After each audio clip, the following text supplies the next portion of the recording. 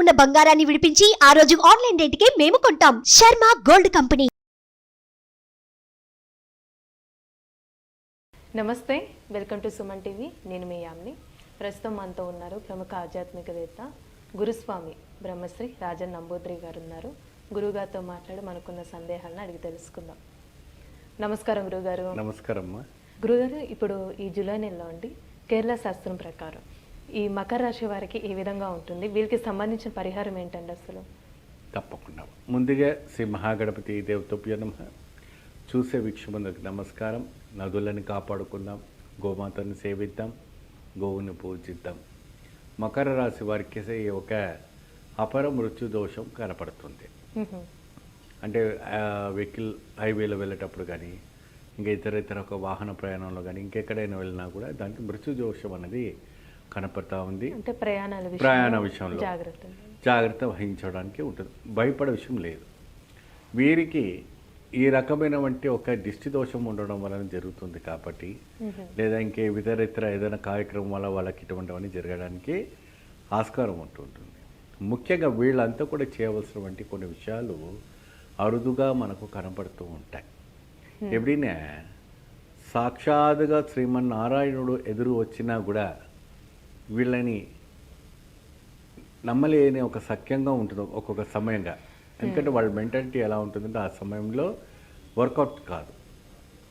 So కాబట్టి వాళ్ళంతా కూడా కొద్దిగా ట్రబుల్లో ఉంటారు. కాబట్టి వీరికి కలమంద వృక్షము వినే ఎక్కువ శాతం ఉంది. మనకి ఆయుర్వేదంలో ఎక్కువగా వాడుతుంటారు. ఏమా సోయాసిస్కి, దానికి ఇంకా కాస్త తెలుపు రావడానికి, డయాబెటిక్ పేషెంట్స్కి, థైరాయిడ్కి అనేక రకమైనటువంటిది ఒక పదార్థంలో వాడుతుంటారు.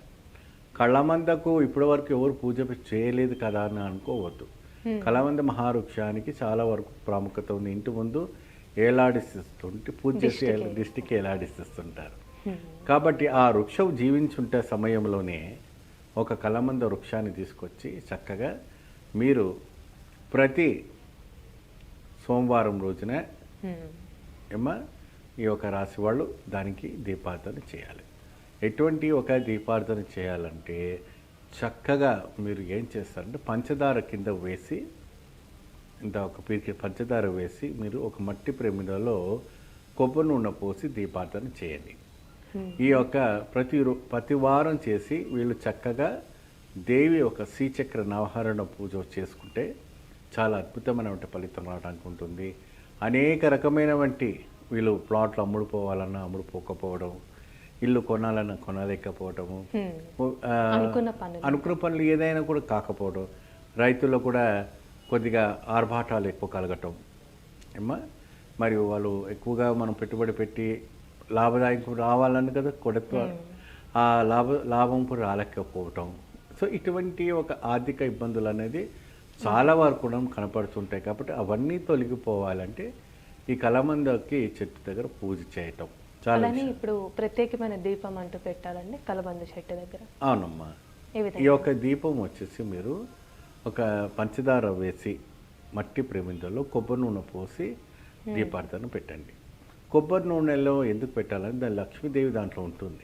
కలమంద ఏం చేస్తుందంటే బ్లాక్ నెగిటివ్ ఎనర్జీస్ని తీసుకొని పాజిటివ్ ఎనర్జీస్ని మనకి ఇవ్వడానికి ప్రయత్నం చేస్తుంది. కాబట్టి కలమందాన్ని మనం పూజించడం హిందూ సనాతన ధర్మంలో వచ్చేటి ఒక ఆచారం, ఒక దైవ వృక్షంగా మనం భావిస్తాం. అది ధనవంతునిలో కూడా ఒక విశేషమైనటువంటి ఒక కైంగర్యం అనేది మనకు తెలుస్తూ ఉంటుంది. వాస్తవానికి జుట్టు ఊసిపోయిన వాళ్ళకు కూడా కలమంద రాస్తే జుట్లు రావటం కూడా మనకు ప్రత్యక్షంగా ఎన్నో రకాలమైనటువంటి ఒక కార్యక్రమంలో మనం చూస్తూ ఉంటాం.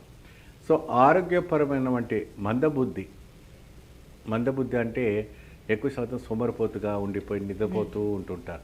అలాంటి వాళ్ళు కూడా కలమంద తింటే కూడా వాళ్ళకి మెమరీ పవర్స్ బాగా పెరిగి వారికి అద్భుతమైనటువంటి ఒక జ్ఞానం రావటం అనేది జరుగుతుంది. నెగిటివ్ ఆలోచన ఉండదు, పాజిటివ్ థింగ్స్గానే ఉంటుంది. చక్కగా మీరు హ్యాపీగా ధైర్యంగా మీరు వెళ్తే అదృష్టం మీకే ఉంటుంది. నట్టింట్లో మీకే ఆ ఒక వృక్షాన్ని పూజిస్తే లక్ష్మీదేవి మీ ఇంట్లోనే తాండం ఆడుతుంది. 100% సత్యం. మంచి పరిహారం తెలియజేస్తే గురుగారు, ధన్యవాదాలు మీకు. నమస్తే. సుమన్ టీవీలో మీ పర్సనల్ అండ్ బిజినెస్ ప్రమోషన్స్ కోసం కింది నెంబర్కి కాంటాక్ట్ చేయండి.